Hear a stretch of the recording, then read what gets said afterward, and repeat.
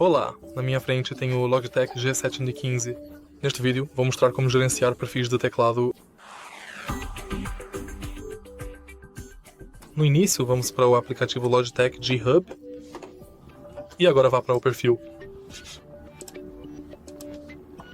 Gerenciar perfis. E aqui você pode criar perfis para jogos e aplicativos. Você pode adicionar perfis, gerenciar macros, integração e configurações. Em seguida, você pode nomear o perfil.